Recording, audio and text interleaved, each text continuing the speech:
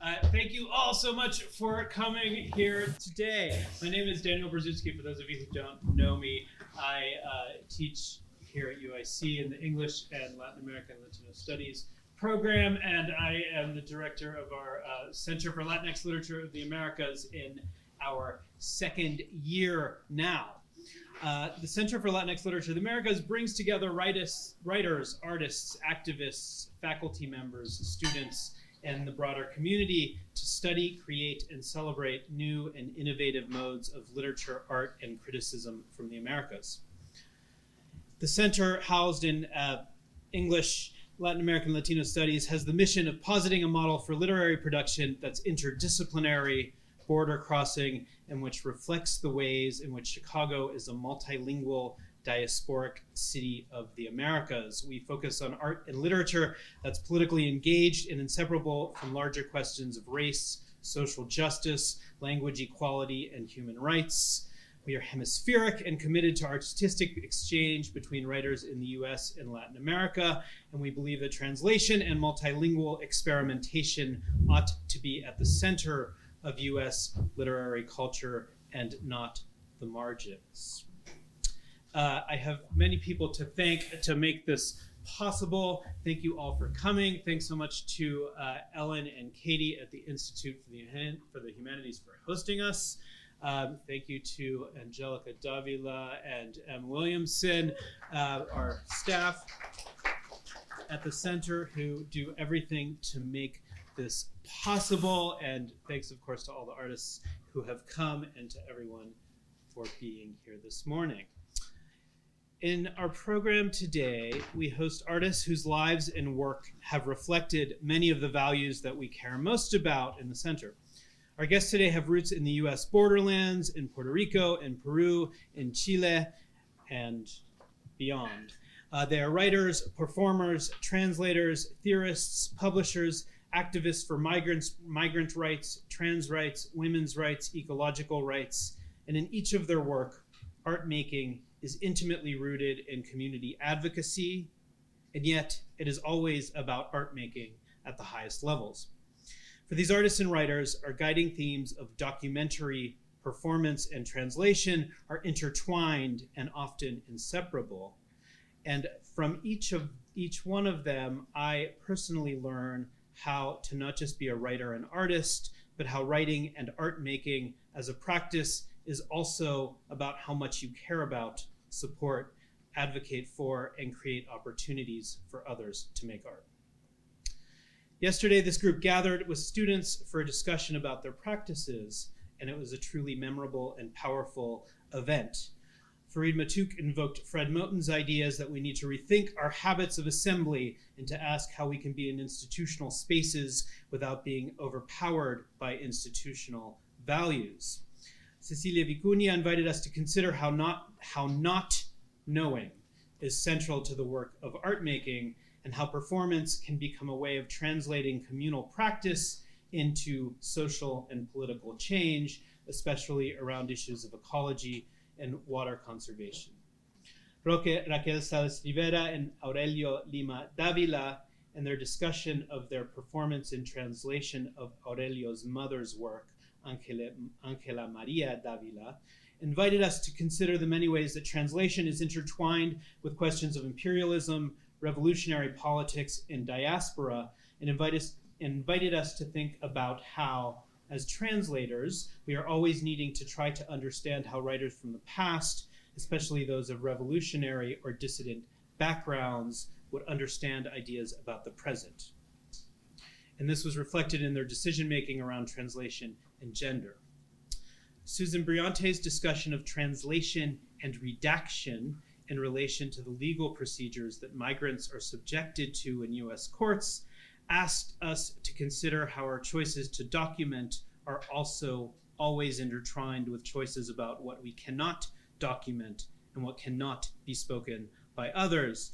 And Giancarlo Wapaya's work with Cardboard House Press in the Cartonera Collective, which brings bilingual artist bookmaking practices to communities that don't always have access to such things, invites us to consider how the very materiality of bookmaking itself is tied up with questions of scarcity, austerity, and language justice, while still always being centered in aesthetic transformation.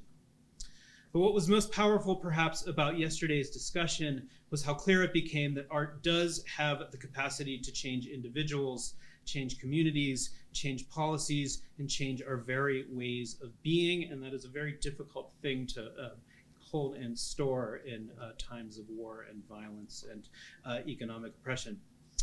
This is about art in action, but it's also about art in deep listening, art in figuring out what communities need to change their circumstances, art and, to use Farid's term, softness, art and our redefined conceptions of aesthetic form and the spiritual. It's about how hard we must work to make art that is deeply interested in the communities who will receive it, and how this is about experimentation and innovation, but it's always also and always about the intersections of anger, kindness, and love. So in terms of structure, our program today will have two parts. In the morning, we will have readings and performances beginning with Farid Matuk, and then Raquel Salas Rivera and Aurelio Lima Davila will perform work from Angela Maria Davila's translation and original poetry, world premiered here. We'll have a break for lunch, and then after lunch, our other performers, Susan Briante, Giancarlo Wabaya, and Cecilia Vicuña, will close us out. So, like students especially, if you need to leave, we understand, don't sweat it. And we hope that you can be with us, but we are so grateful that you are here now. I had bios somewhere in a document that Em sent me this morning. It's right here, I got it. Okay, so we will begin with Farid Matuk. Farid Matuk is a queer writer of Syrian and Peruvian heritage who's lived in the US since the age of 6. First as an undocumented person, then as a legal resident, and now as a naturalized citizen. His books include This Is a Nice Neighborhood and The Real Horse, and several chapbooks, including My Daughter, La Choya. His work has been anthologized broadly. He has a new book coming out next year. Remind me of the name? Moon Mirrored Indivisible with the University of Chicago Press. Look for that in 2025. He is the recent recipient of an Art in America Fellowship. What's it called? United States Artist Fellowship. I'm getting it all. And Farid comes to us from Arizona, where he teaches in the MFA program at the University of Arizona in Tucson. Thank you so much, and welcome, Farid. Thank you so much.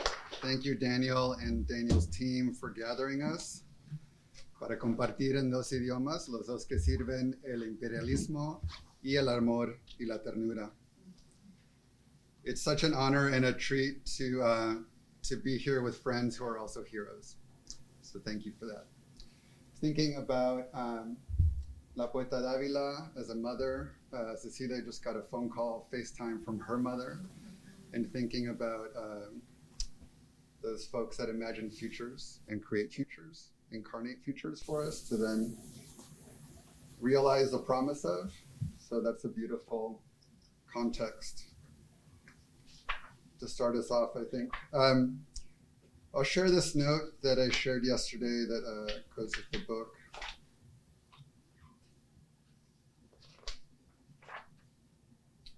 Throughout the book, I mean America or American as in the School of the Americas that trained torturers in the 80s, as in the South American elites who used their Ivy League educations to privatize national economies in the 90s, as in the t-shirt that reads, quote, Pinochet did nothing wrong, popular with the global far right in the 21st century. I mean bell hooks' formulation, white supremacist capitalist patriarchy, realized on a hemispheric scale.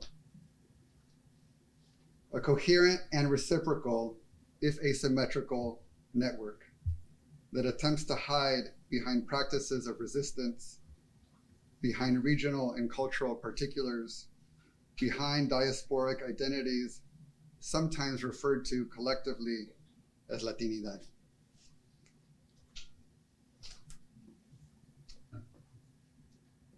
Moon-mirrored indivisible, this poem references the creation myth of the Incas. In the mirror, I've said, immigrant, my name is argument, small as my means.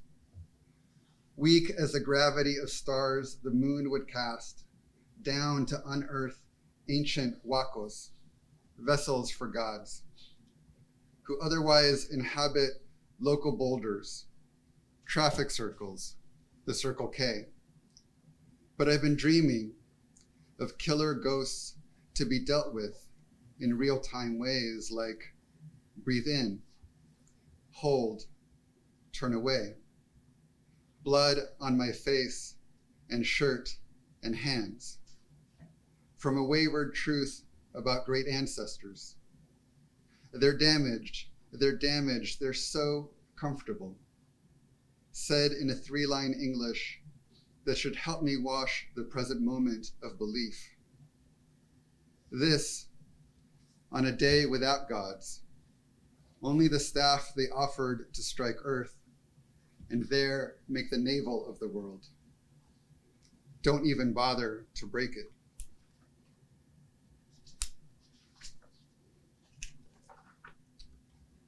Redolent.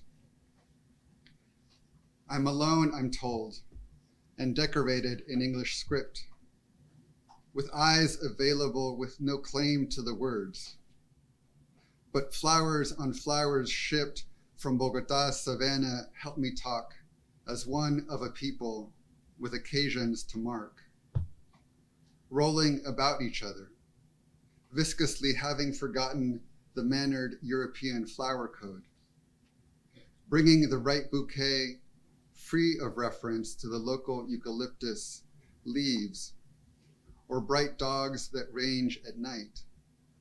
The ground floor of my position holds no dictionary or science that can really name the flowers.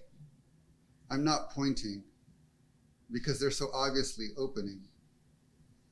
Even then, trying to stop being a people. I'm not alone saying back something like dark of flowers or stones to swallow. We're not inside the words. No interviews.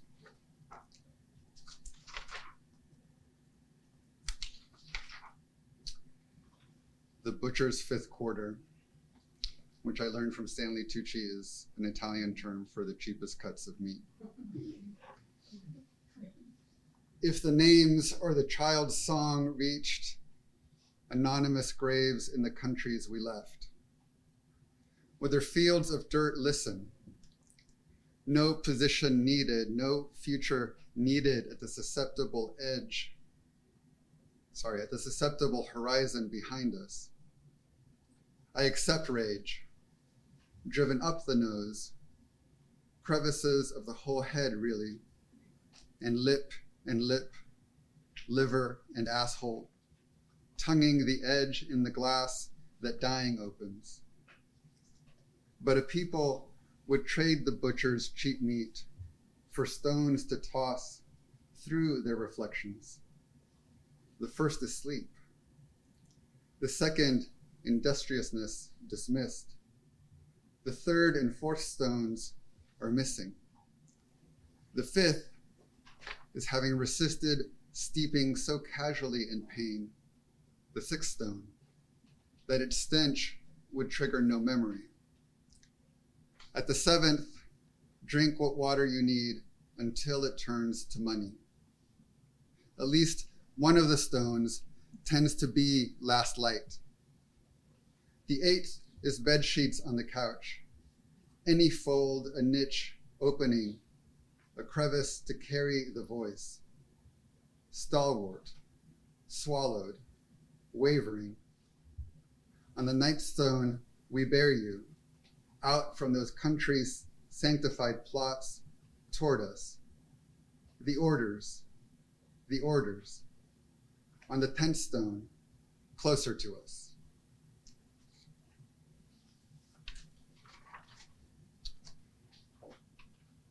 It's called Before That. It picks a fight with the Tikkun Collective, who wrote Theory of the Young Girl. Before that, I want to talk to you about happiness to stay inside it. But boys displaced by proxy war are falling onto gravel outside my window under the police helicopter searchlight. The gravel bites through to the knees. The searchlight is a thing the bars on the window are promised to. And the wisdom of the body, like articulations of capital through time, means some things, but not others. The greatest good in feeling, say, or how shitting to a news video of a beheading loosens my jaw. And nature still compels cleanliness. I could aspire to be professional, sitting on the toilet, working a little snot, dry and fine, tensile for new figuring like I'm the god who knows Mercury shifts shape, not category. Offal, organic, decorative. Maybe those are stages of consequence. Tended, the snot worked thin as a pencil mustache invites the strangeness of a decorated face, which blended with certain American things, like shedding without a video is boring. But where were you born before that? Free radicals, the Tikkun Collective for one. At a click past Imperium, turn back to describe Imperium's outlines, but never their own posed facial stunts. A thing being a position and its grimacing. I mean, I can parry the sass of saying, quote, ultimately it's the omnipresence of the new police that has made the war undetectable, with a laughter in the closed set of my laughters, each coded to an aspect and color and digital charm in the pocket. Watching this one, I'm learning to thicken the line between inner and outer cop, to follow a desert's turns toward the sun in its shielding waxes on leaves and in its needles. But where were you born before that? Forgive me for being so stupid, with this booger mustache so dark, having carried a little blood at the start. I guess if you're taken for a man, the old way was to say whatever men say, only louder. So even dead you're seen, in the distance your words mark and redeem. Happy among the released. So tutored, so iterated, I might think any consoling magic could be an actual turn. But the night sky behaves itself as ordinance withheld, so that boys married to their own white father would lay in bed, hardly saying prepossessed.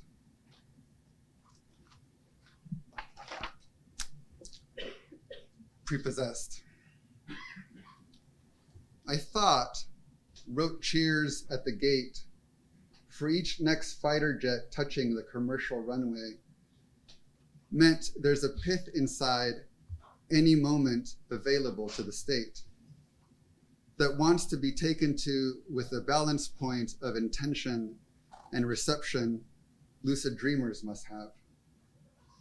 To thread a shared feeling through gelatin in the eye, lights hollows, an alibi. But now that the sun in the scene is setting as in Los Angeles, long thin band of orange between purple plains, it's more as if only a thought ago we'd been carefree under the vastest of honesties. and I'll close with two poems. The first is called August 2nd, 1990 to February 28th, 1991. Those are the dates that the United States government recognizes as the time span of the first Iraq War.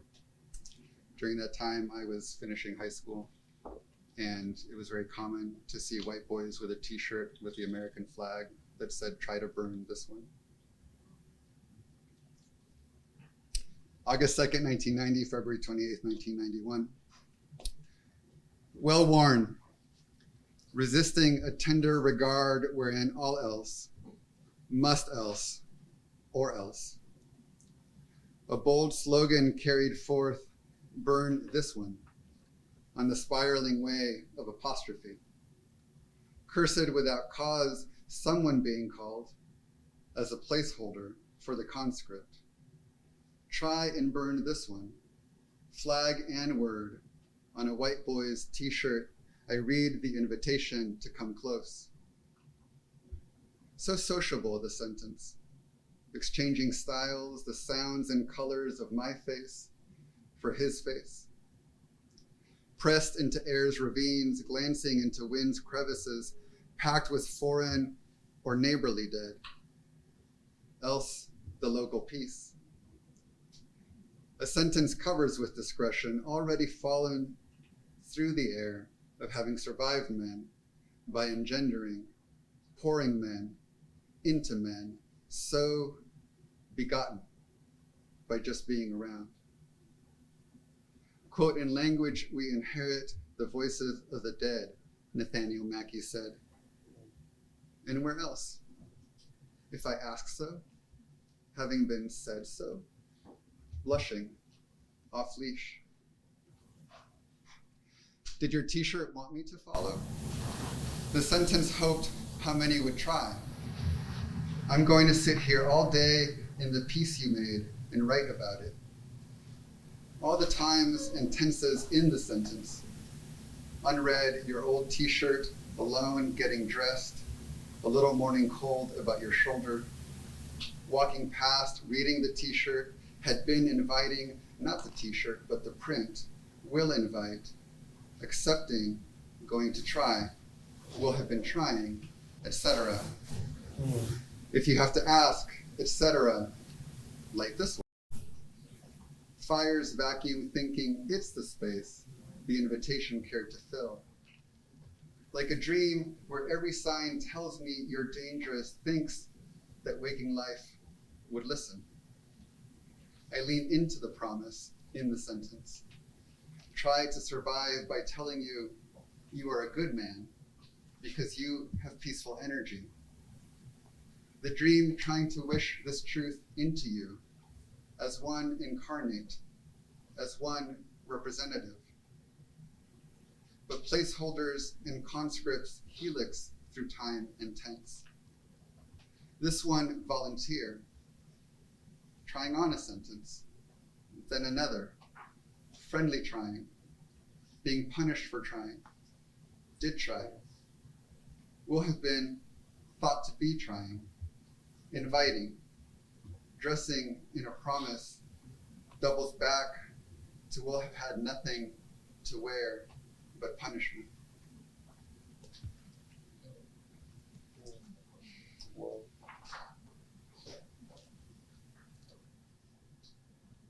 Video tryouts for an American grammar book.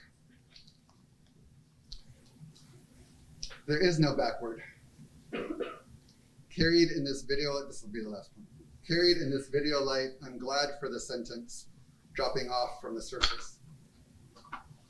A video of soldiers wailing after scenes of them sleeping. My eyes closing in my belief in interiority, I've come to drop off. In their sleeping, their mouths agog. A different video of boys spitting tobacco onto each other's tongues.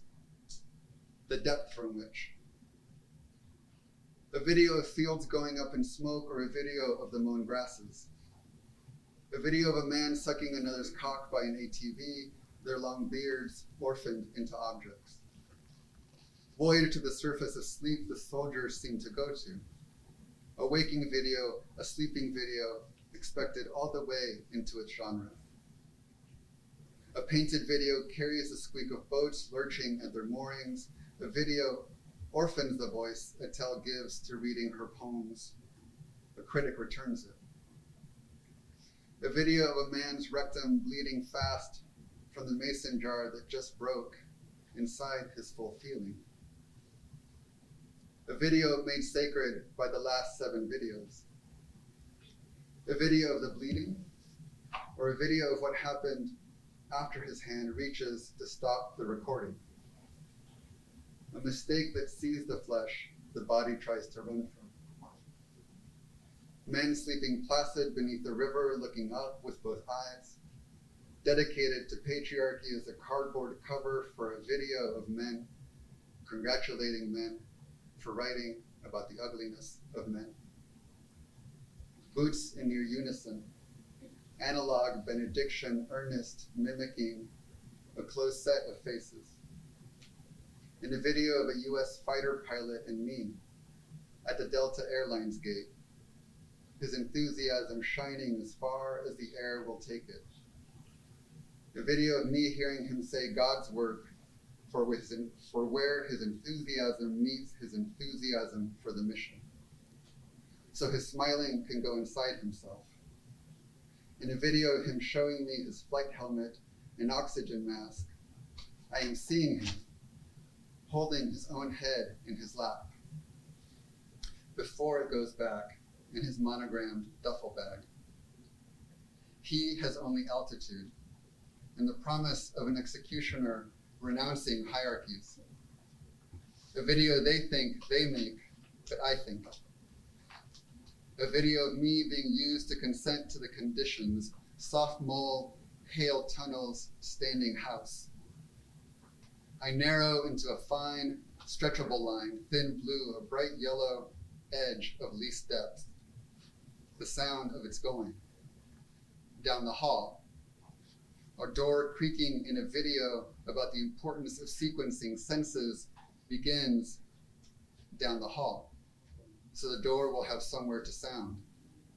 Hesitant or grand, opening onto the bank of the river, marking the edge to the motherland of objects. Reposed, frayed, remembered in song. You first, the water's fine. The technology of staying, not of staying in place. There is a feeling that I like when you love me and don't believe in me, even as a sentence has only altitude from which it falls back toward its event. Thank you.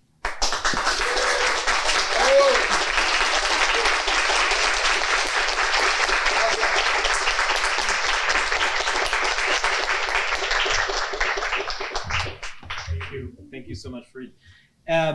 One slight addendum to the schedule is that after our next performance, we'll invite Fareed and Roque and Aurelio up to have a conversation with us all, and then we'll break for lunch before then.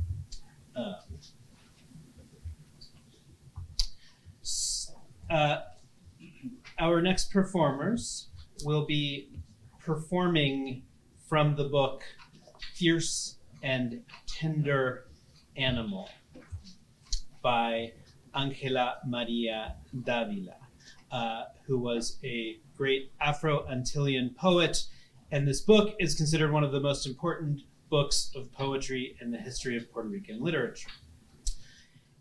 We are, as I said, getting a performance of it for the first time by the poet's son, Aurelio Yello Lima Davila, and translator and poet, Roque Raquel Salas Rivera.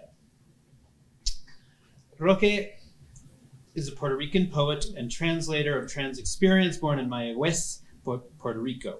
His honors include being named Poet Laureate of Philadelphia, the Premio Nuevas Voces, a Lambda Literary Award, and the inaugural Ambrosio Prize. Roque is the author of 6 poetry books and the editor of the anthologies Puerto Rico en mi corazón and La piel de Arrecife. Antología de Poesía Trans Puertorriqueña, published by La Impresora. His translations include The Rust of History from Circumference Press, a selection of the poetry by his grandfather, Sotero Rivera Aviles, which was a finalist, long-listed finalist for the PEN Award for Poetry and Translation and Alta's National Translation Award. And the book of Conjurations by Idiselma Robles, winner of the Sundial Literary Translation Award. His translation of Ada Limon's poem dedicated to NASA's Europa Clipper mission will be traveling to Jupiter's moon in 2024. So look for that there. Roque comes to us from San Juan, Puerto Rico, and has a forthcoming book with Grey Wolf Press called Algarabia.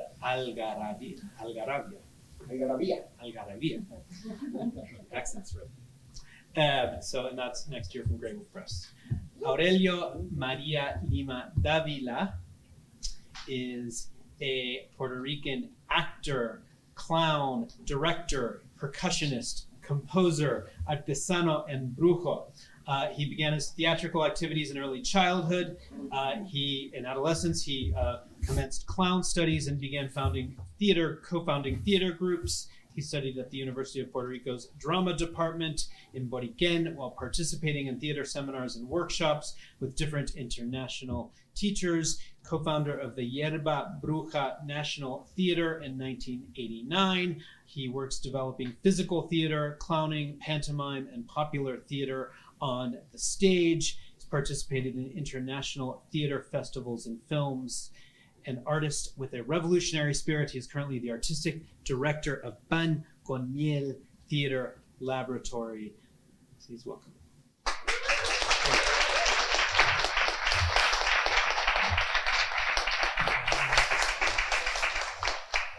Sorry, we lost our...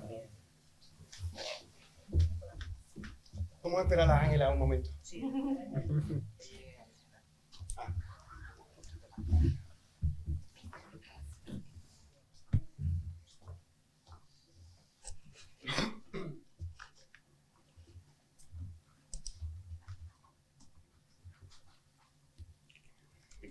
The text. Julia, yo vi tu claridad y vi el abismo insólito.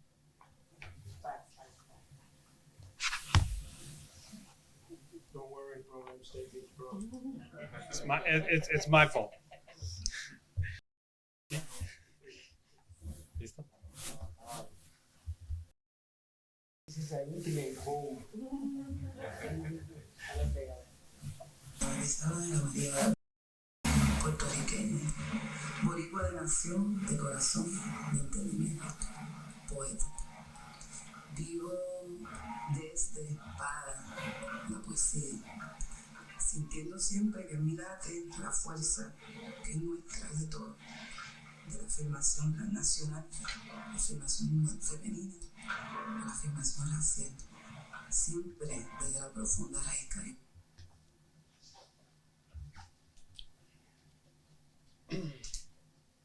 Buenos días.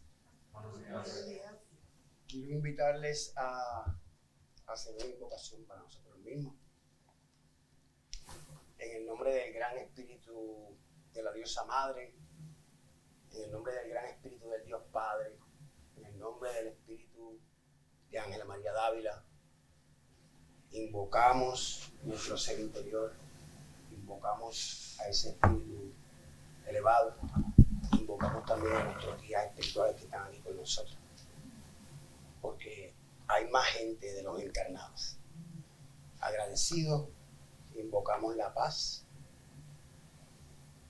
y queremos pedir un minuto de silencio antes de continuar por Palestina y por Haití.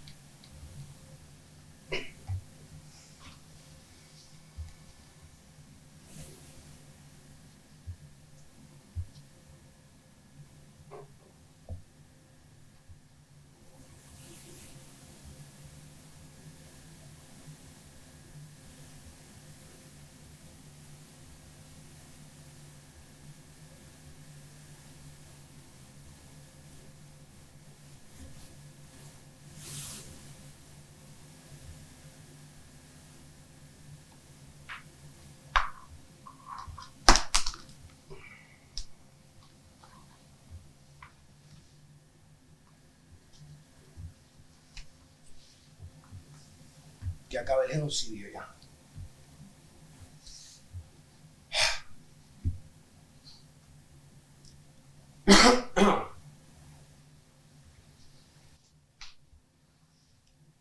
Autodedicatoria. Las voces generales al acecho me gritan por la calle sobrenombres. ¿No eres tú la amorosa que busca entre las bestias la fuente de tu estirpe? Self-dedication. General voices prowling, scream sobriquets at me in the street. Aren't you the loving one who slowly seeks among the beasts the source of her lineage? Dedicatoria. A mi abuela, la fundadora de la ternura, a mi madre, fuente de vida inagotable, a Silvia y a Julia por la canción interminable, a Lolita Lebrón por la fiereza, por lo que han hecho de mí como animal terrícola, hembra, americana, antillana, boricua, para siempre. Dedication. For my grandmother, the foundress of my tenderness. For my mother, inexhaustible life source. For Silvia and Julia, for their interminable song. For Lolita Lebrón, for her fierceness. For what they have made of me as a female, earth-sown, earthling, Americana, Antillean, Boricua animal, forever.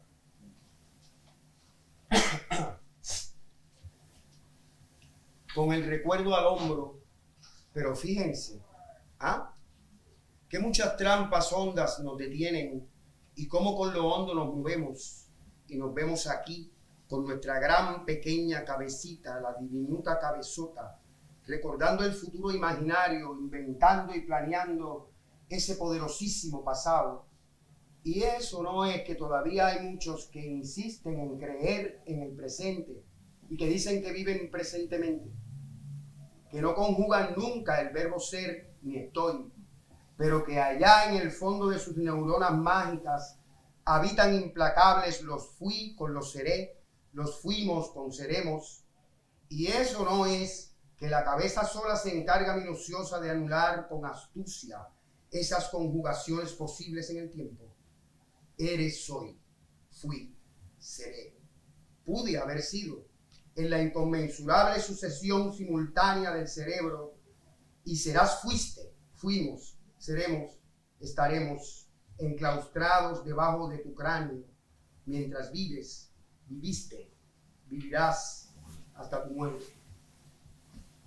With memory slung over my shoulder, but hey, isn't it something? How many deep snares stop us and how with a deep remove? And find each other here with our great small cabecita, our miniature huge mega head, remembering the imaginary future, inventing and planning that super powerful past. And is it or is it not true that there are still many who insist on believing in the present and say that they live presently, that never ever conjugate the verb ser nor estar, but that there at the bottom of their magical neurons implacably co-inhabit the was with the I'll be's, the we were's with the we will be's. And is it or is it not true that the head alone takes meticulous care to cleverly destroy those possible conjugations in time? You are, I am, I was, will be, could have been, in the incommensurable simultaneous succession of the brain, and you'll be, were, we were, will be cloistered under your cranium, while you live, lived, will live, until you're dead. Ante tanta visión de historia y prehistoria, de mitos, de verdades a medias o a fuerza, ante tanto soñarme, sí, la luz de dos palabras me descolgó la sombra. Animal triste. Soy un animal triste parado y caminando sobre un globo de tierra. Lo de animal lo digo con ternura. Lo de triste lo digo con tristeza, como debe ser, como siempre le enseñan a uno en colegio. Un animal que habla para decirle a otro parecido su esperanza. Un mamífero triste con dos manos, metida en una cueva pensando en que amanezca, con una infancia torpe y oprimida por cosas tan ajenas. Un pequeño animal sobre una bola hermosa, un animal adulto, hembra con cría, que sabe hablar a veces y que quisiera ser un mejor animal. Animal colectivo que agarra de los otros la tristeza como un pan repartido, que aprende a reír solo si otro ríe para ver cómo es, y que sabe decir: soy un animal triste, esperanzado, vivo, le reproduzco sobre un globo de tierra. Facing so much history and prehistory, of myths, of half the quarter truth, facing so much self-dreaming, I saw myself. The light of two words took down my shadow. Sad animal. I am a sad animal standing and walking in a globe of earth. The animal part I say with tenderness, the sad part I say with sadness, as is only right, the way they always thought us the color green. An animal that speaks to tell a similar animal its hope. A sad mammal with two hands, deep in a cave, thinking of the coming dawn, with a clumsy infancy, oppressed by such foreign things. A small animal on a beautiful ball, an adult animal, a female with her brood that can sometimes speak and would like to be a better animal. A collective animal that takes sadness from others like shared bread and learns to laugh only if another laughs, to see what it's like and knows how to say, I'm a sad, hopeful animal. I live, I reproduce on the globe of earth.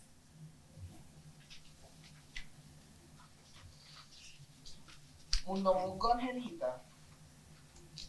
Angelita Mungo.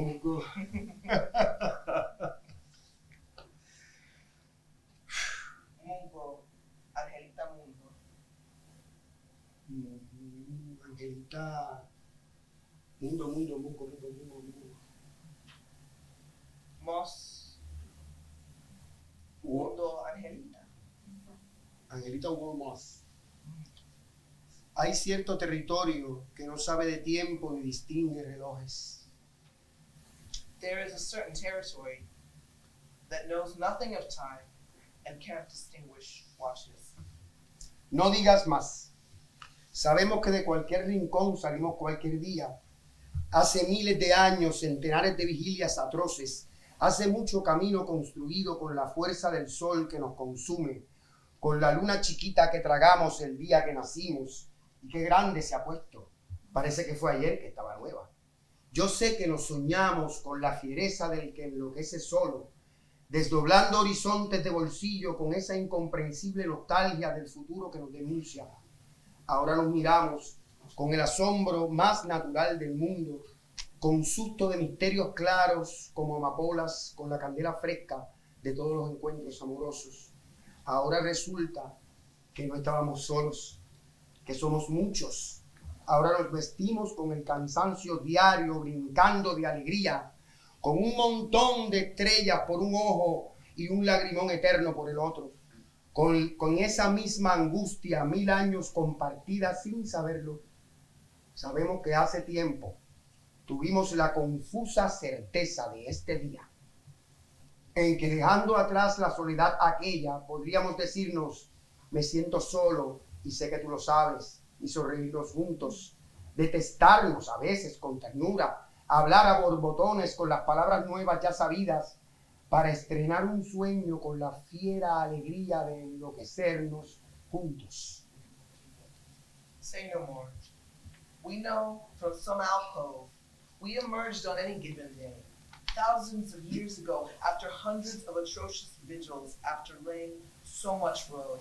With the strength of the consuming sun, with the tiny moon, we swallowed the day we were born, and it's gotten so big. Seems like just yesterday it was brand new. I know that we dream ourselves with the fierceness of losing one's mind all alone, unfolding pocket horizons with that mystifying nostalgia for the future that denounces us. Now we look at each other, with the most natural wonder in the world, frightened by mysteries clear as poppies, with the fresh candle of all those trysts. Now we find out that we were never alone, that we were many. Now we put on our daily exhaustion, jumping for joy with a bunch of stars for an eye, and one evergreen giant tear for the other. With that same anguish we never knew we shared for 1,000 years, we know that long ago we felt the confused certainty of this day, when leaving behind that solitude we can finally tell each other, I feel alone, and I know you know it. We can and smile together, loathe each other tenderly at times, language gushing out with new words we already knew, to launch a dream with the fierce joy of losing our minds together.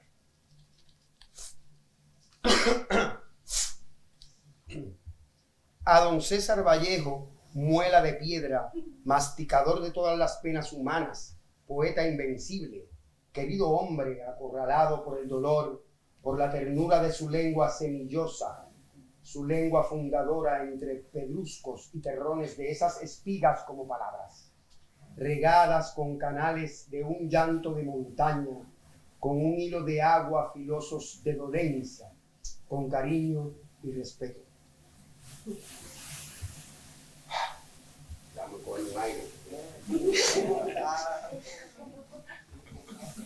Quiero aprovechar un momentito y dar las gracias para los que no estuvieron ayer. Mi madre está en fiesta ahora mismo, está en festival. Ella estaría, si estuviera viva, estaría aquí con nosotros. I just want to take a moment, for those of you who weren't here yesterday, just want to say that my mother would have been en fiesta, would have been partying, would have been en fiesta. It's more than being partying. It's in the state of revelry. Oh, What? Thank you for reading. I appreciate Reverend. it. No le crea, ese cuento. Está medio religioso.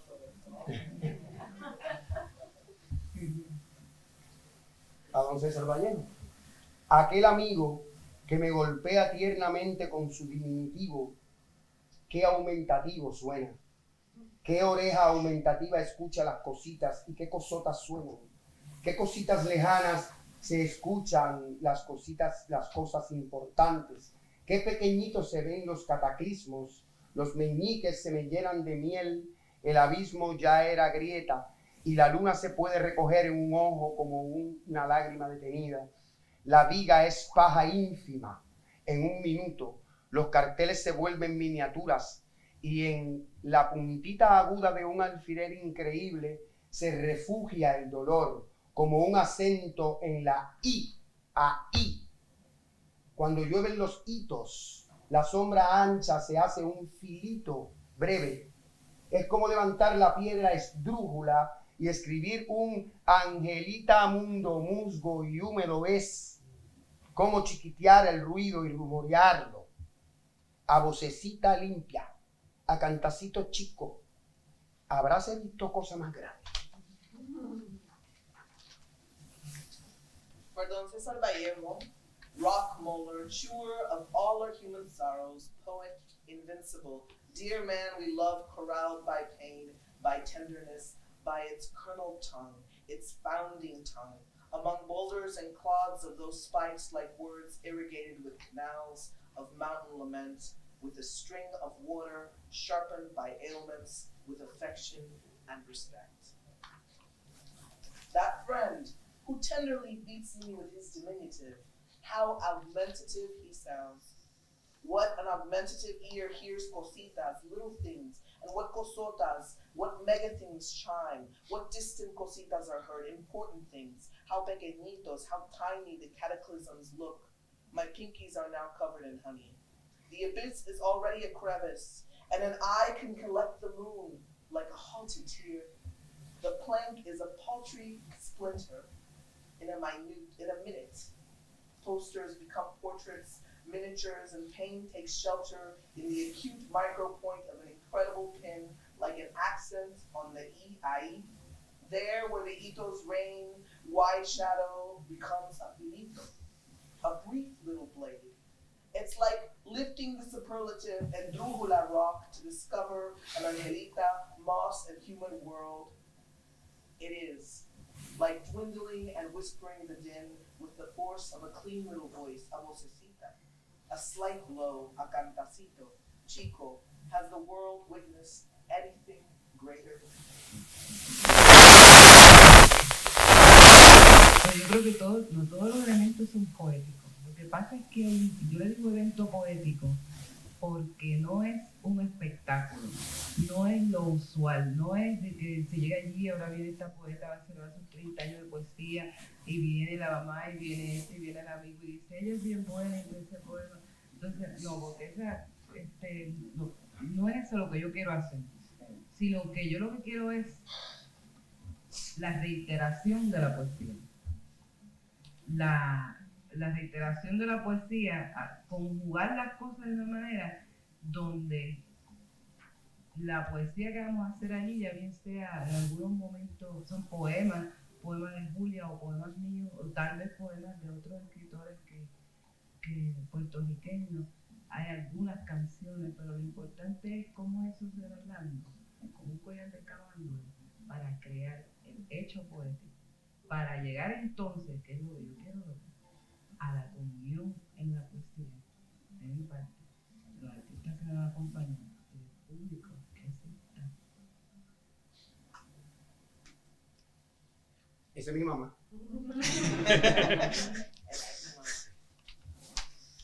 Hizo chiqui chiqui con papi, me gestó, me empujó, sin pitucina, y me crió. Aquí estamos. Tengo que hacer esa pausita porque si no, me tiro el melenado ahí. Y pues, reitero que este es el estreno mundial de este proyecto. Muy agradecido. ¿Por dónde vamos? Vamos por tanto poco. ¿Cuánto poco ya está? Tanto poco. Yo me pasé. Espérate. Dime un segundo. Ah, sí, porque claro. Era para estar pendiente. Tanto poco y es tanto poco dolor que se agiganta. Tanta poca alegría reluciente, aquel ojo, mi hermano, mi hermana, ese pedazo mío de mano, con sus dedos en orden que me saluda, aquel fragmentado de todas mis miradas que me observa frontal ahí, a tres pocos aires de aire, aquel poquito mío de sonrisa que observo en el labio extendido de mi amigo, en el labio extendido de mi amiga, tantos pocos y tanto pedacito viviendo y caminando, desprendido y prendido a este todísimo que me apoca, me crece, sirviéndome de espejo reflejado. No sé por qué de golpe me recuerdo mi mamá preguntándome con la voz como pétalos sabiendo la respuesta. Yo estirando la entonces pequeñísima extensión de mis brazos. Te quiero así de grande, como el cielo de grande. Yo diminuta. So much little, and it's so much. So much little pain that giants up. So much little shimmering joy. That eye, my brother, that piece of my hand with its fingers in order that says hi. That fragment of all my gazes, observing me frontally. There, 3 bits of air away, that little bit of my smile I observe on my friend's extended lip. So many littles, and so much tiny shard living and walking, turned off and on to that whole everything, whittling me, growing me, being my reflected mirror.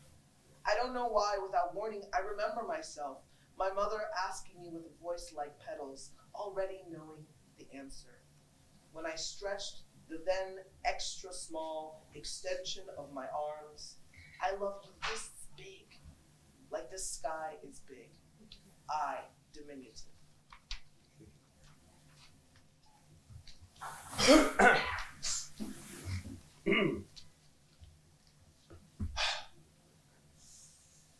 a la presencia de mi madre, si hubiera sospechado este poema, hubiera compartido mi tristeza.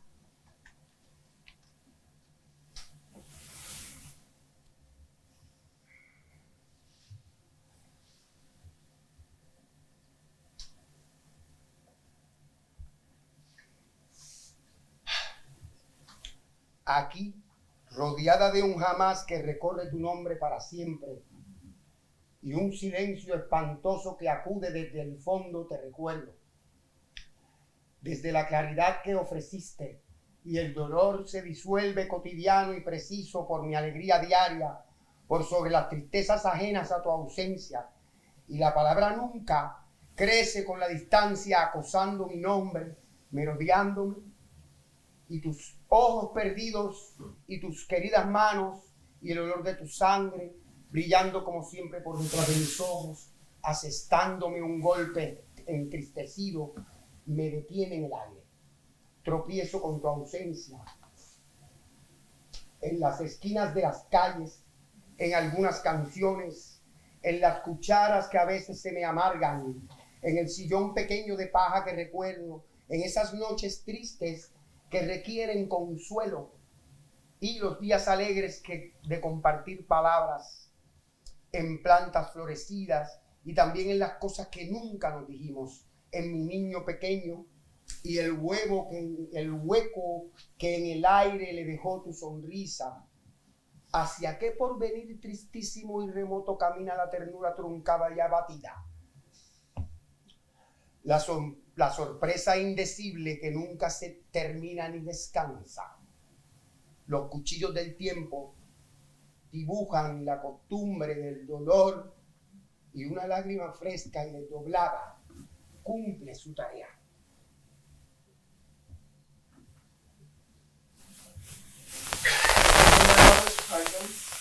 If she had suspected this poem, she would have shared my sadness.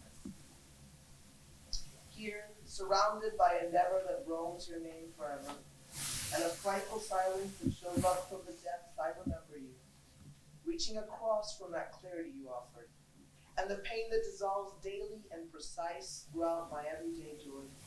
Despite sadness is untouched by your absence, and the word never grows with distance harassing my name, circling me, and your lost eyes and your loved hands and the smell of your blood shining as usual from behind your eyes, striking a saddened blow, all stop my air. I trip on your absence, on street corners, in some songs, in spoons that sometimes turn bitter on me.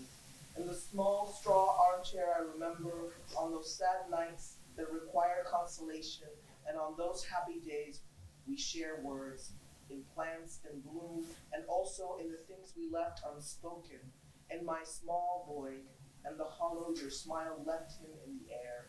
Toward what super sad and remote future does tenderness walk truncated and dejected, the unsayable surprise that never ends nor rests? The knives of time sketch the custom of pain, and a fresh and unfolded tear fulfills its task. Julia, yo vi tu claridad y vi el abismo insondable de tu entraña. Vi tus oscuras vísceras con estrellas dormidas. Vi cómo deshojabas tu misterio para quedarte a solas con pistilos y estambres luminosos, enjugando los pétalos con lágrimas. Yo vi con cuánto asombro dolorido te enfrentabas al mundo. Yo vi cómo el silencio no pudo amordazar tu lengua transparente. Lo silenciaste a golpe limpio de ola, poblándolo de células, palabras.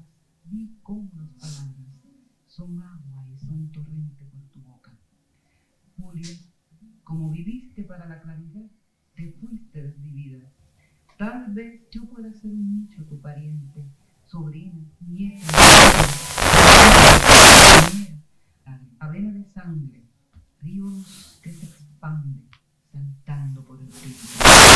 De tu tumba a mi vida, de tu vida quebrada hasta mis pájaros, de tu oído silente hasta mi canción titubeante, de tus alas cortadas hasta mis cicatrices, de tus flores al viento como estrellas, desde nuestro dolor.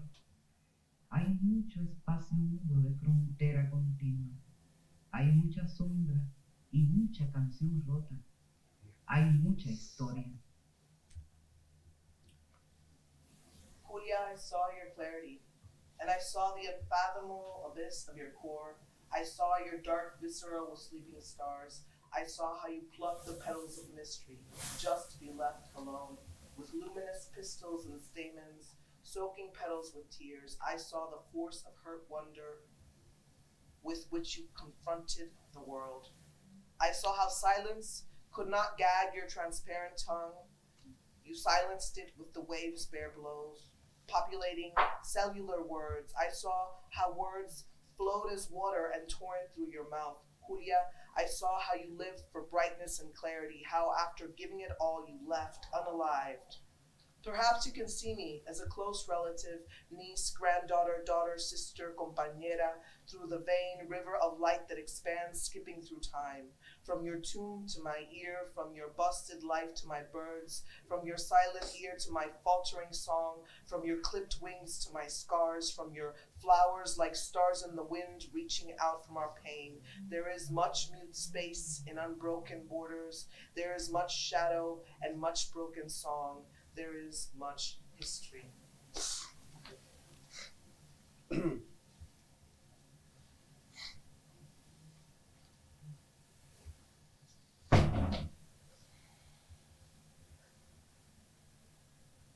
Ustedes sí que están aquí.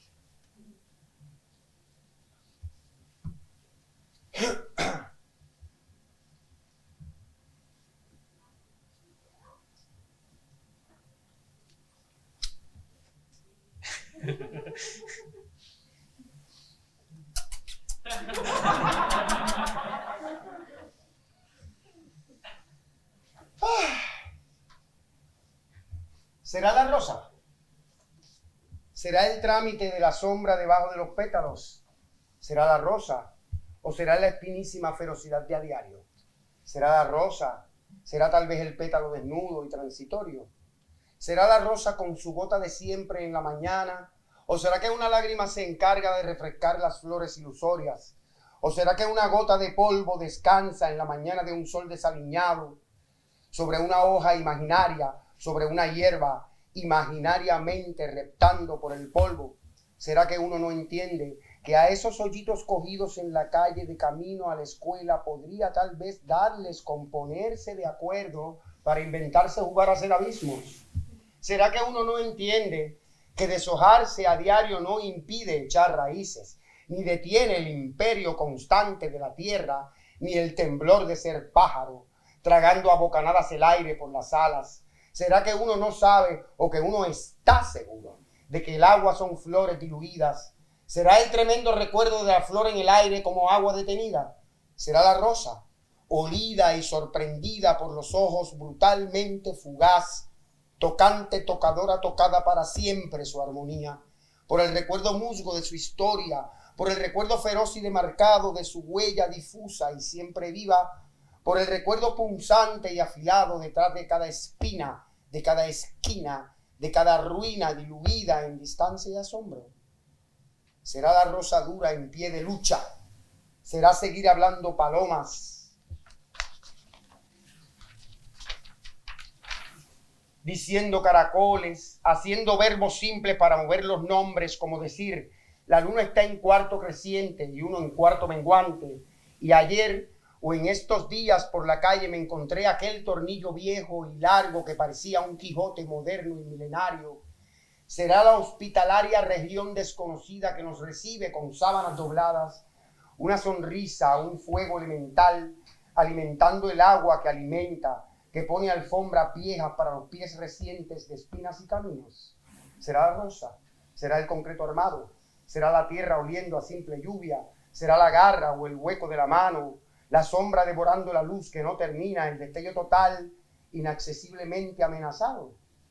¿Será que hay muchas noches con sus días en orden, recordando eficaces cómo andamos alternando los pies y con las manos y hasta con la cabeza, si es que nos cerca de lejos el peligro, si es que nos enamoran la distancia y la sombra, flores en transiciones y aguas turbias, si se nos aglomeran las espinas para formar la lanza inacabable que violente los pájaros, que amenace a los ojos que se nutren de los animalitos, o tropiece con todas las canciones que tiemblan en el aire, será, me digo yo, que se nos acumulan en uno de esos días, o en varios de esos días, o un poquito tal vez todos los días, el susto y el asombro de encontrarnos con tanta cosa junta, con tantísima cosa, que uno dice en un grito y una lágrima que habita entre los huesos, ¿será la rosa?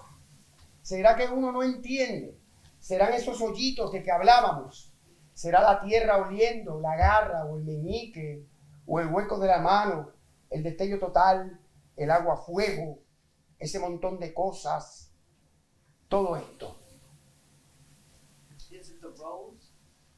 Is it the shadows processing under petals? Is it the rose or is it the thorniest ferocity of daily basis? Is it the rose or is it the petal transitory and leafless? Is it the rose each morning with its forever drop? Or is it that a tear takes care to freshen up the loosery flowers? Or is it that a drop of dust rests on the early hours of a disheveled sun, on an imaginary leaf, on a field of grass, imaginarily slithering through the dust? Is it that one doesn't understand that these things dip as we hit the road on the way to school? That these dips we hit on the way to school could maybe agree to make up playing at being chasms? Is it because one doesn't understand that shedding leaves daily doesn't deter one from growing roots, nor halt the constant empire of the earth, nor the quiver of being a bird swallowing mouthfuls of air through its wings?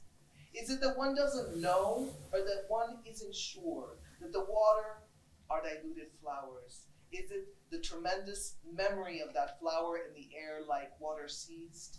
Is it the rose scented and surprised through the eyes, brutally fleeting, touching toucher, its harmony touched forever by the mossy memory of its history, by the ferocious and demarcated memory of its diffuse and immortal footprint, by the sharp and barbed memory behind each thorn, that each corner adorns on each war-torn ruin, diluted in distance and wonder? Is it the hard rose, its unwavering fighting spirit? Is it the relentless task of speaking in doves, saying seashells, making simple verbs to quicken names, like saying, it is the first quarter moon? Meanwhile, you're in the waning quarter, and yesterday, or these days in the street, I found that old and long screw that looked like a modern and millenary Quixote. Is it the hospitable, unknown region that welcomes us with folded sheets, a smile, an elemental fire feeding the water that feeds, that places old rugs under soles recent after thorns and paths? Is it the rose? Is it the armed concrete? Is it the earth smelling of simple rain? Is it the hook or hollow in the hand, the shadows devouring endless light, the total flash inaccessibly threatened? Is it that there are many nights with their days in order, remembering efficiently how we walked, alternating our feet, and on our hands, and even with our head, if peril perhaps fences us in from afar, if perhaps distance and shadow charm our hearts, flowers and transitions and turbid waters, if our thorns agglomerate on us to form the continual lance which might violate birds' threatening eyes that feed off slight animals, or might trip on all the songs that tremble in the air, is it, I say to myself, that they'll pile up on us one of these days, or on several of those days, or a little perhaps each day, the fear and the wonder of finding ourselves with so much stuff all together, such overmuch stuff, that one says from within a scream and a tear that lives between those bones, is it the rose? Is it that one doesn't understand? Is it these holies we discussed? Could it be the earth sniffing, the hook or the pinky, or the hands hollow, the full spark, the fire water, this heap of things, all of this?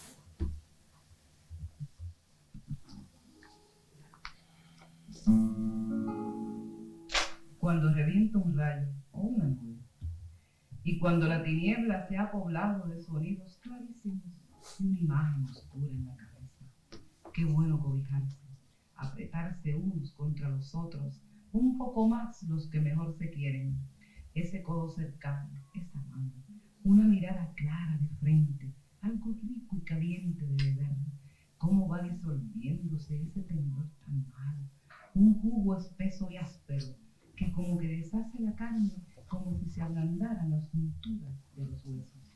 Pero, ¿qué importa el ruido de allá afuera? ¿Habrá partido el labio algo importante? Se va entibiando uno y ya la sangre va corriendo mejor. ¿Habrá causado daño la lluvia? Y el calor de la piel más cercana que dice, vamos a esperar juntos que salga el sol. Bueno, con respecto al tema patriótico, no solamente en la poesía que uno hace, sino cómo uno concibe o siente o con cuánto a uno le urge la afirmación nacional, cuánto a uno le urge o le duele la patria. Pero cuando se va a buscar el conocimiento específico, trabajado como poeta, pues entonces por eso te decimos colegio de canciones, porque por donde quiera que tú lo cojas, eso es como tú sabes, como el gran libro sagrado de los orígenes, los futuros, los deberes, los haberes, las virtudes y las cosas de esta patria.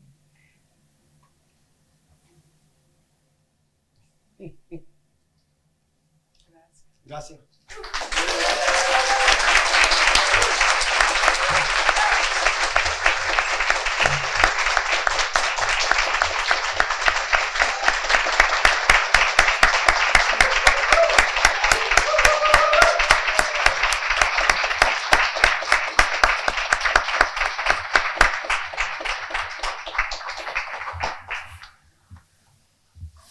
Estamos limpiando para la mesa, ¿verdad?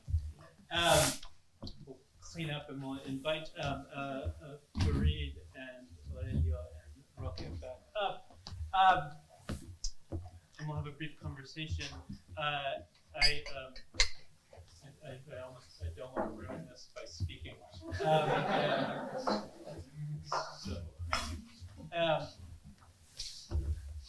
Our videographers are here thanks to our co-sponsor, the Poesia Latina project of Dr. Rachel Galvin from the University of Chicago, who's creating an archive of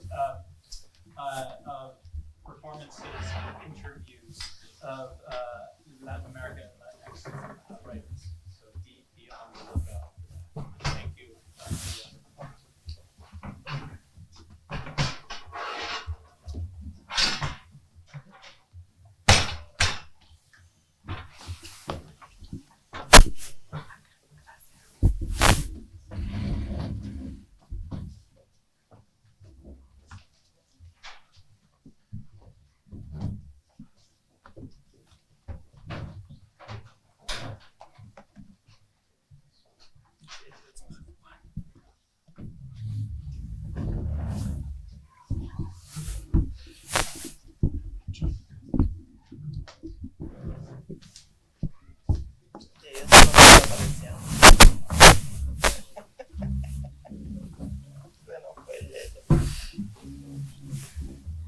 Gracias.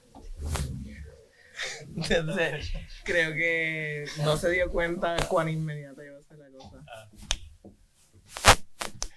¿Alguien lo busca? ¿Dónde fue? ¿A dónde fue? ¿Al baño será?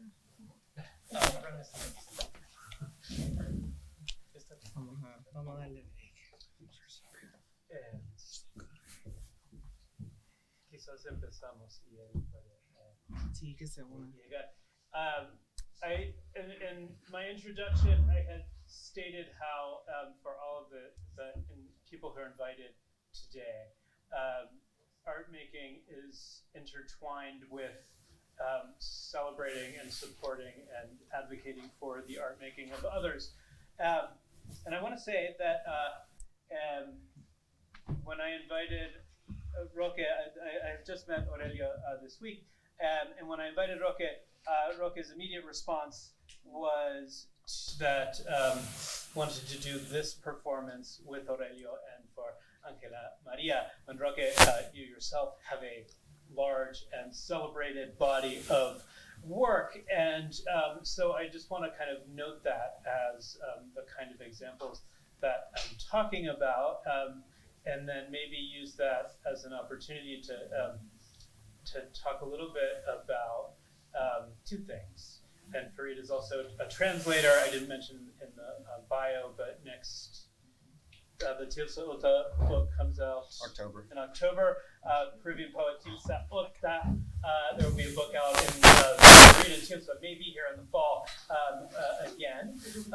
And that book will be out from Great Wolf Press in the fall as well. And so maybe this could be an opportunity to talk both about the importance of translation for both of you in your own, work, thinking, practice, but also maybe an opportunity to talk about people in your lives, artists, writers in your lives who have done the kind of work that you all are doing for others and kind of celebrating you and advocating for you and creating opportunities for you as well.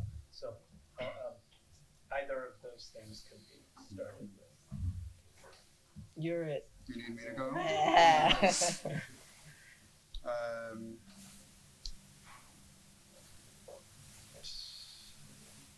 That's big.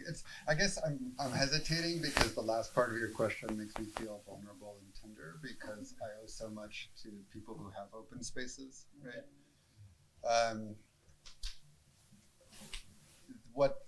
What those folks have shared is an ability to wink and nod through the structures that we found ourselves in to signal something human and soft, right? So be it a classroom, be it something else, be it a poetry reading, some sense that that the frame in which we were in was not going to close off what we could do or be to each other.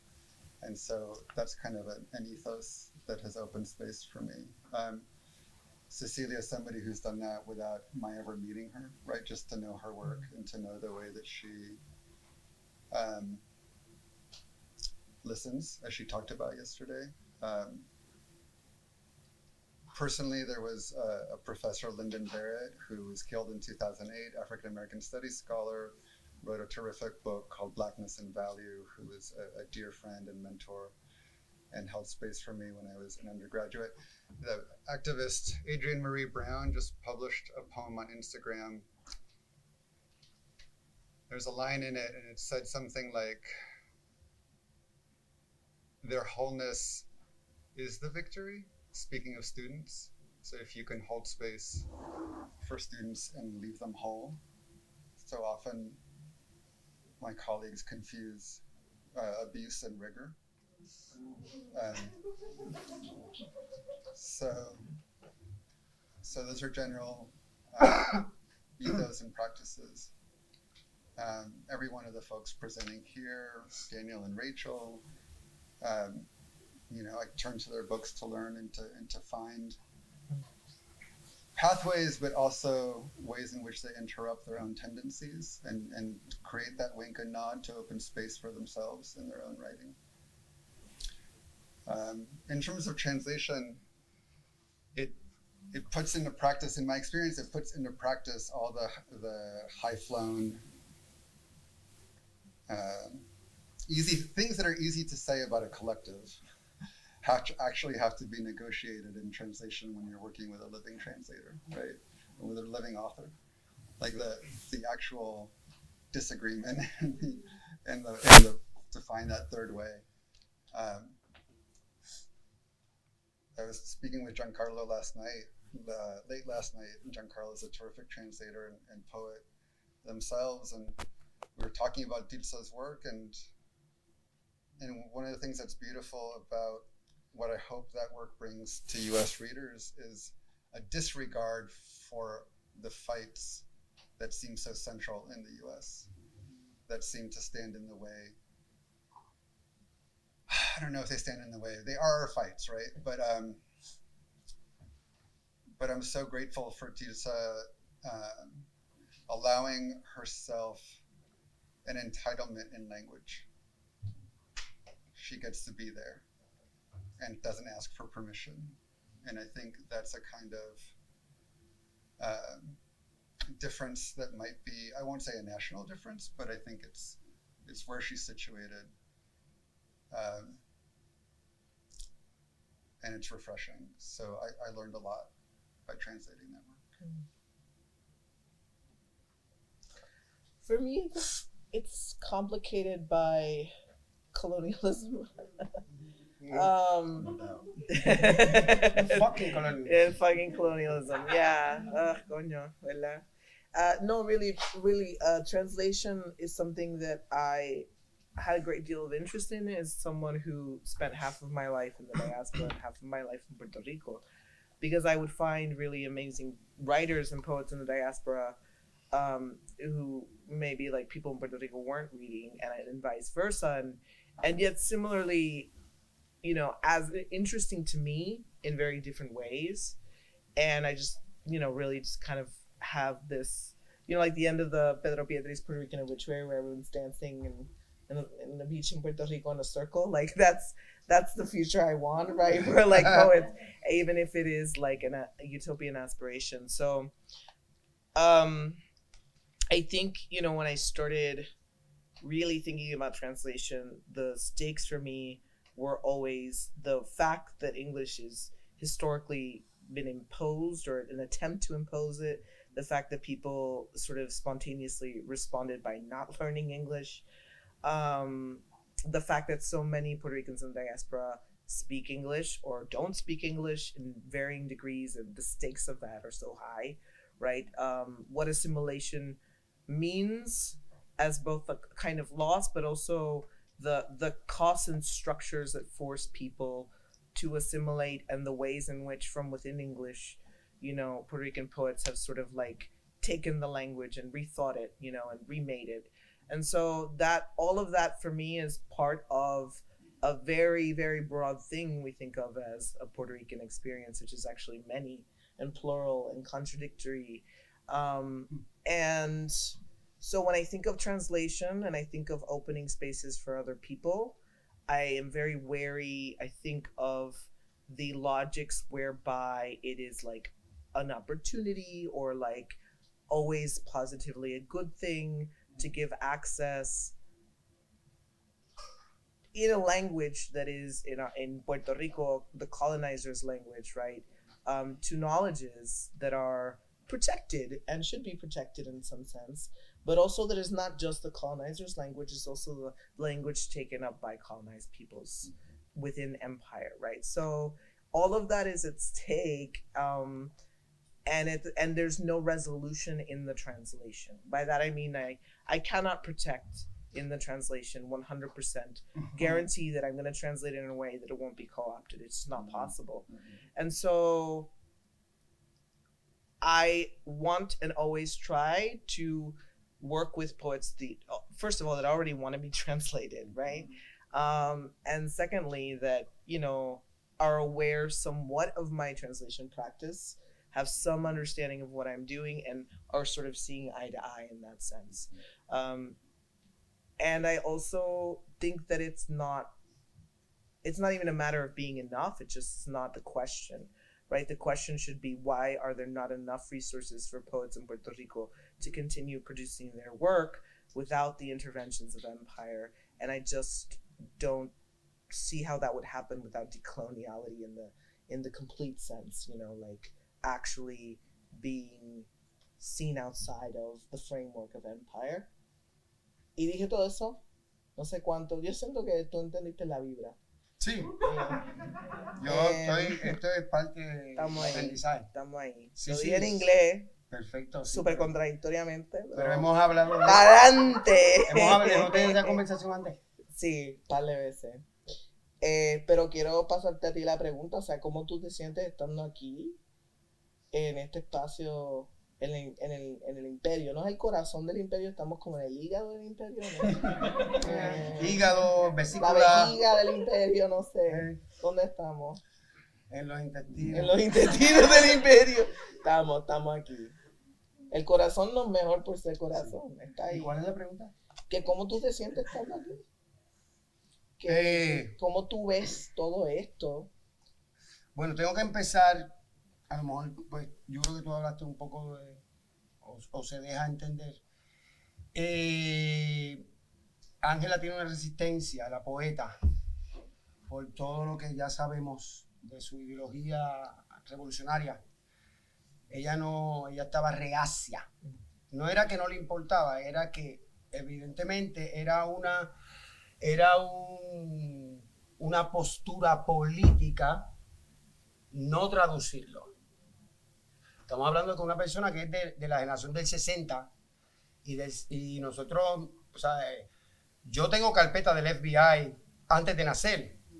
En tal sitio vive José María y Ángela María Dávila Malavé, mujer de 25 años, preñada aproximadamente tantos meses. Pues yo tengo carpeta. Entonces, todo eso, en ese contexto, alguien que no fuera Pedro Pietri, ¿verdad? Porque es distinto. Vamos, sí, tradúceme a Pedro, que está en la diáspora, para nosotros entenderlo. Pero es bien distinto voy a traducir al inglés mi poesía cuando tengo una resistencia de mis ancestros a ese símbolo del spell, ¿verdad? ¿Qué pasa? Eso es la posición de Ángela. Y como siempre, nosotros en la tribu de Ángela, véase su descendencia, siempre estamos bien, antes de tomar decisiones por ella, porque ya no tiene cuerpo, pensamos, ¿qué haría Ángela en esta posición? Si estamos dudosos, pues es no en lo que averiguamos. Y si estamos concretos, pues sí, le damos luz verde a lo que sea.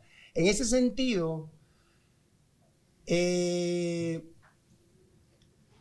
entiendo que es bien probable, sobre todo, pues mi mamá murió muy joven, o sea, hay mucho de especulación aquí. Pero yo conociéndome como soy yo y conociendo como es mi hermana ya grande y conociendo y sabiendo que Ángela era una mujer sabia, ¿verdad? Yo no sé si yo seguí corrido, me están entendiendo, si quieren traducción, me dicen. ¿Quieren traducción? Ok, no voy a poder hacer todo No, eso. no vas a poder hacer. Imposible. Ángela. So basically, I'm going to give a summary, which is that Angela didn't actually want her work to be translated into English because one thing is to have Pedro Pietri's work translated from English into Spanish, right? So people can connect with it in Puerto Rico, but it's a completely different thing to be like, oh, you know, we're going to translate this poet into English, similarly sort of to what I was saying, right? And in addition to that, right, like the family, la tribu, more than the family, la tribu, the tribe, the tribu is more than tribe in this context, right? It's the collective of people who are in many senses the descendants of Angela and also the caretakers of her legacy before making any decision. ¿Estás bien con Sí, sí, perfecto, perfecto. Before making any decision, come together and ask themselves the question, what would Angela do in this context? You know, what would she want? And so that was a necessary prerequisite before even considering translating her work. Pero, conociendo a mi madre, creo que en estos momentos del 2024, teniendo un hijo como yo, que no conoció en mi evolución, y teniendo una hija como la que tiene, que tampoco conoció su evolución, ella hubiera dado el paso a esa transformación interna, a esa apertura, ya no por el inglés, o sea, porque hay unas cuestiones generacionales de Square, vamos a dárselo a la gente porque es importante que sientan esto que es esencia de ¿cómo se dice? Filosófica de vida. But right, thinking now in the present, having had a son like yourself, right, and a daughter like Amanda, which we're invoking her as well in this space, considering also how rigid, right, for certain generations some of these notions were, understanding that context, but also understanding it has changed. the decision to translate Angela's work becomes about making it available to the people. Pueblo does not translate, right? Because it's a very Yeah. hard word to translate. Uh-huh. It's something forever difficult. But let's say the people, not for just to translate, but to make it accessible in another way, in the present context. Ujú. Eso. Eso. ¿Pueden hablar sobre las grabaciones un poquito? Sí. Para la época que mami gestionaba su trabajo, no había la tecnología ni la conciencia de documentar las cosas. So I asked about the recordings, and he said in that moment that they didn't have the habit of recording everything. Entonces estas grabaciones son como un milagro. These recordings are like a miracle. Cuando Ángela y una amiga, quizá esa amiga la incita, le crea conciencia, Ángela, tenemos que grabarte, es importante para las generaciones de...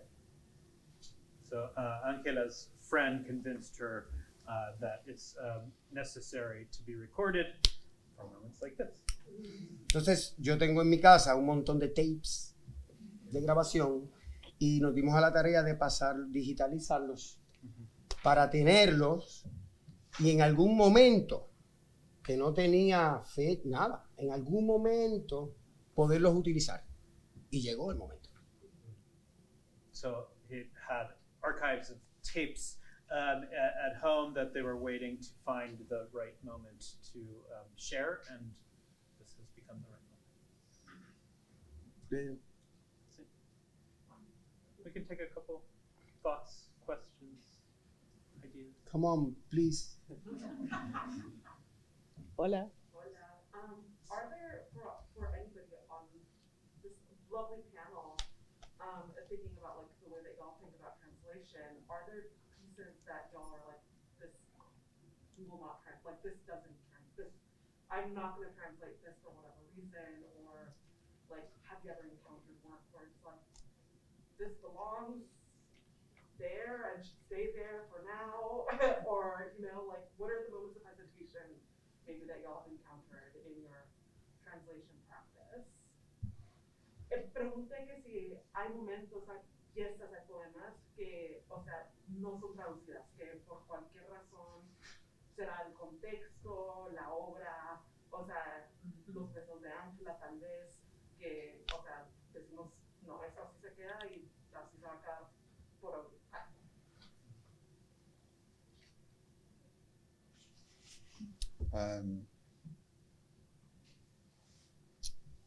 There was a small moment in one of Dilsa's poems called Daddy Yankee Wrote, which is really great, where it's just a proper name. What sounds like a description is actually a proper name, but what's coming up that's much more interesting is actually a conversation that Giancarlo can speak to about the word travesti.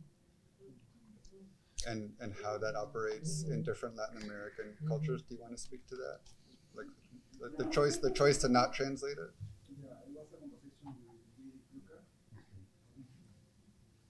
He's a translator, he's American translator, and talking about the work of Peruvian artist Giuseppe Camposano. Giuseppe has this artwork. The name of the work is Museo Travesti de Perú. And yeah, the travesti is untranslatable concept because it's different. The trajectory of the word in Peru is different. The community has involvement, the word, the concept, and the history of the world and the around the world is in the United States it doesn't work. It's different also. Yeah. So at the end, J.D. Brooker decided not to translate the word. So it's, the name is I don't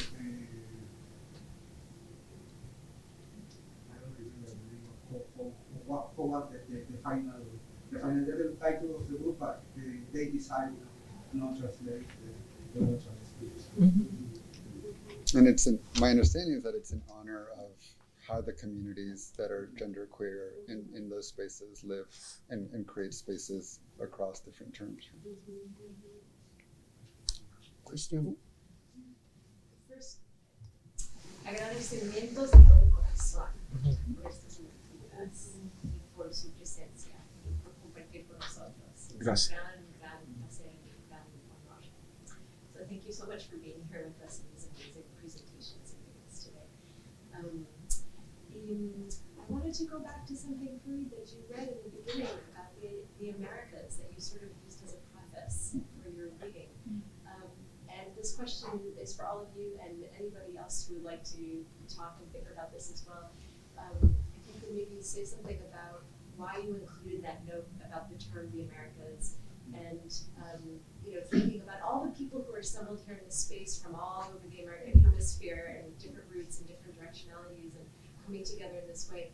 What is still useful about thinking about the Americas together? Is it still useful? How can it be? How can we make it useful? Should we let go of it? And since you're thinking about it in the preface to your poems, I wonder if you might start us off. I don't think we should stop. And I think I hear the hesitation when Roque says pueblo, a people, a nation, a community. And I love that hesitation because it suggests that we haven't yet arrived at a space where we could really think of the people who would receive these translations outside of frames of nation. And I would like to arrive at that place, as dumb or optimistic as that might be. I also I refuse the flattening of US discourse. And so I want to create space that I'll answer by telling a sketch of an anecdote. I got to speak with a tour guide in Machu Picchu who identifies as indigenous. And he shared his trauma of confronting or having conversations with tribal people south of the Andes, who said to him in so many words, "We do not care what color you are. We are so sorry that they care what color you are and that they made you think about what color you are. We care about how you live. And insofar as how you live, with a wallet in your jeans and a car and an apartment, you are not one of us." Right? And so I want to create space for that breathing room of difference, nationality, language, colonial, resistance to colonial, white supremacy, and indigeneity that is setting the bar higher, perhaps, for what revolution would look like. And so to speak about arriving as a people without a nation, I think, maybe it's a very specific dream that I can only speak from within empire, right? It's easy to want to throw off nation when you're inside of empire and when you are positioned otherwise, and nation might be a formula that is a formula of resistance. I respect that, and that's something else, right? Yeah, so I'll say that. I think I get tripped up by the word usefulness, It's like something I think about a lot. Mostly because I think usefulness is very situational, even with something like a chair, right? It can be very useful at moments and very much not in others. It can have uses that were not imagined for it, like throwing it through a glass window, right? In a building designed so that people couldn't gather. I think that usefulness is about deployment, although that's a heavy word too. I think usefulness is about maybe instantiation, about where and when something is read and how it is read. My dream is that so many people in the diaspora who have not been able to read Angela's work because they are English speakers, not out of a love of empire, but out of the violence, the systematic, educational, systemic violence of colonialism that erases Puerto Ricans from our histories, both on the archipelago and in the diaspora, in very different but equally violent ways, can suddenly find a poem and want even to read it in Spanish, even if they're struggling through that Spanish, because they read the translation and the translation moves something in them. And I do think translation has the capacity to do that. It also has the capacity to harm. You know, I think equally it could be deployed in an awful way, right? It could be deployed, or instantiations could be violent, in which a translation becomes then a justification for a kind of violence.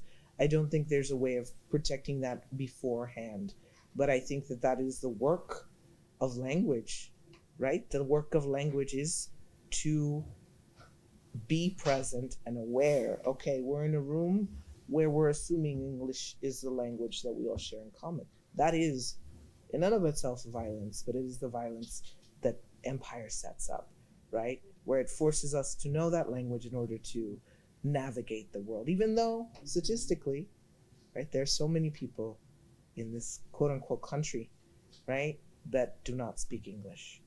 And, you know, that is an experience that you only know accompanying someone or being that person who is getting a job after Maria in Philadelphia and is told to go to this factory where their job is available. And the minute you get there, after you've bought the uniform and you've invested everything, you don't have a job because you don't speak English. That is something you cannot translate because it is a lived thing.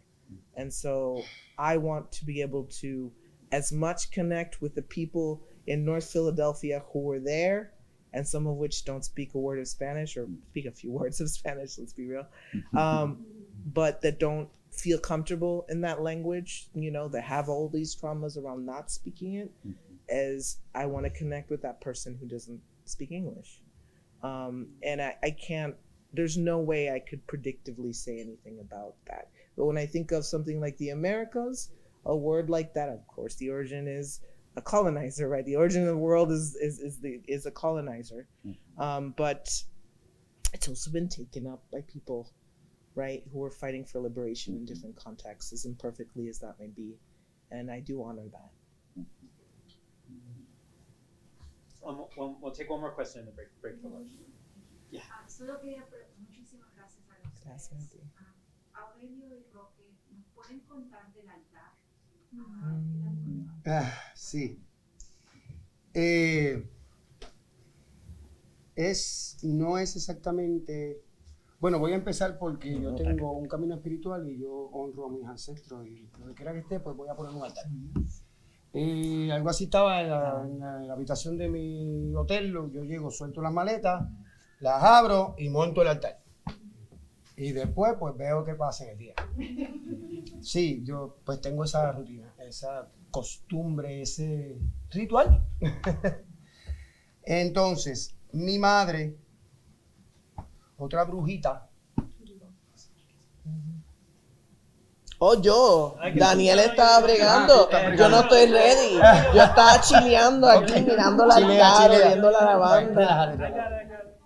No me metas, no me metas. Okay. No, I got it. The question was about the altar, and Aurelio began by saying that he's it has a practice of creating altars to honor ancestors, and that he does it all the time. And for instance, when he checks into a hotel, he creates an altar a tu mamá.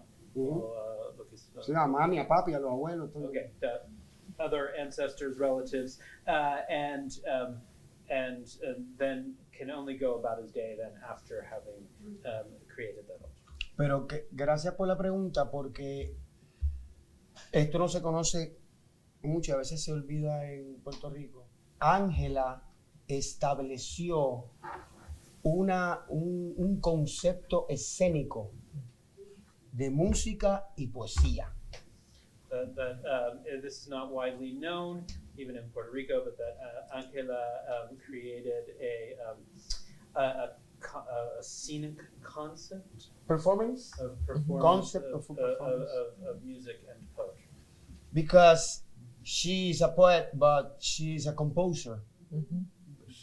Her songs are nouns.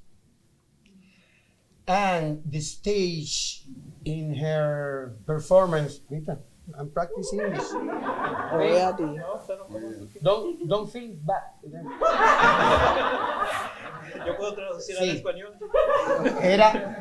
Era un espacio íntimo, la escena era un espacio íntimo. Ella lo lograba con plantas, con copas, con su mesita de noche. Era íntimo el espacio. Ella quería crear eso, un biombo donde ella caminaba y se cambiaba y salía al otro lado. ¿Ves? Todo eso. That Ángela also created altars as intimate spaces where she filled it with things that were important to her, like flowers, plants. Entonces, the flowers and the brandy and the water is sacred for her. And she sits on a little table with great cups of brandy and during the recital, she read and drink and singing and drink. This is the flow, the concept, artistic concept of she. Entonces, cuando hizo lecturas, ella creaba un altar. Sí, no siempre. Uh-huh. Cuando había el espacio, y era un espacio posible, hacíamos la escena. O sea, yo también trabajaba como escenógrafo.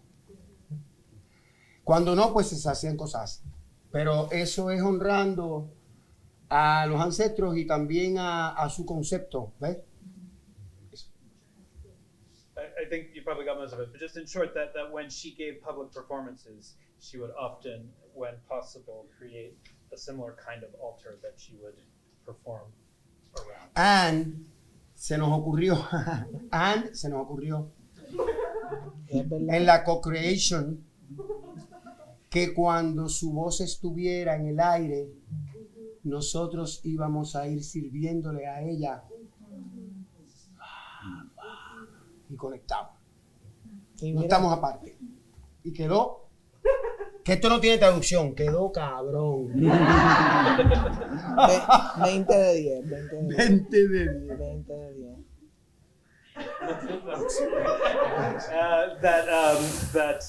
10. When her voice was in the air, when we were listening to it, they also wanted through the altar and through her voice to be receiving it. And I think we will end there and take a little pause for lunch. Gracias.